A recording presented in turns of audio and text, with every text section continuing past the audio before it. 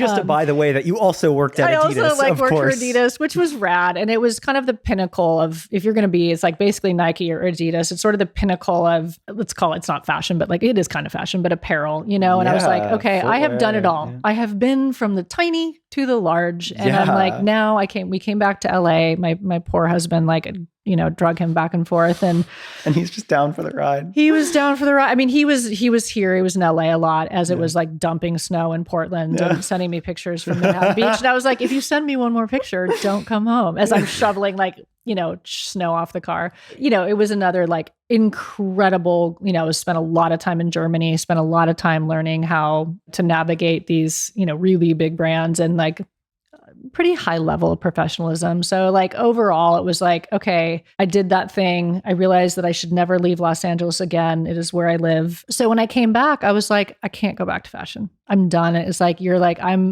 feel like if I'm not learning something anymore, what's the point? And you should always be learning something, even at this level in a career. If you're not learning something, what are you doing? I just felt like I had done it. And I was just I don't feel like I'm learning anything anymore. Not everybody has that mindset.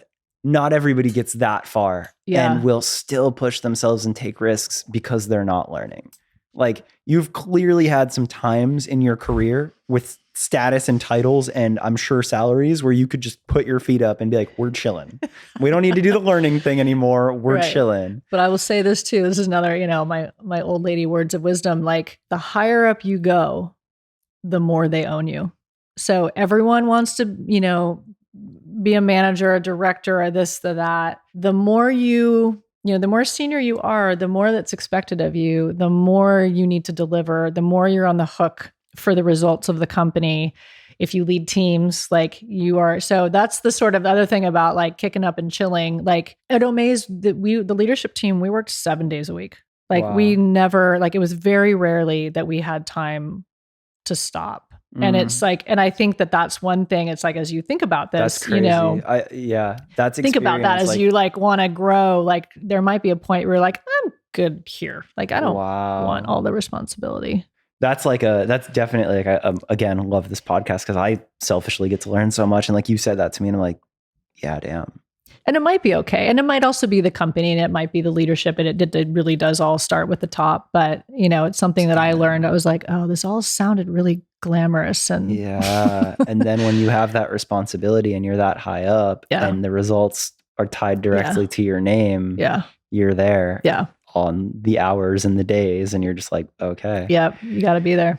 Relationship with Micah being so incredible. You do go to Omaze, you come back from Portland and you're in LA. And this is kind of where we meet as well, because my big shout out is Race Service. Race Service is the spot that changed my life. And I came in at a time where Race Service was doing a lot with Omaze. And for me, my POV is I show up and I know audio off of doing this podcast and they're all my friends and they see something in me again of we don't fully know what you do, but you show up and we like you. And I was just down to do whatever. And they're hey, some of these videos, we have dialogue, but then we also have car sounds and all that. I was yeah, sure, I got you. And I'm figuring it out, recording cars and all that. And it's just this company, Omaze. And it's every time I'm called to do an Omaze shoot, it's something different and crazy where it's we're parking an E30 M3 in a skate park doing something with P-Rod. Right. Or we're going out to Angela's Crest with Justin Bell and some crazy Toyota, off-roading. Every shoot, I'm just we're doing what?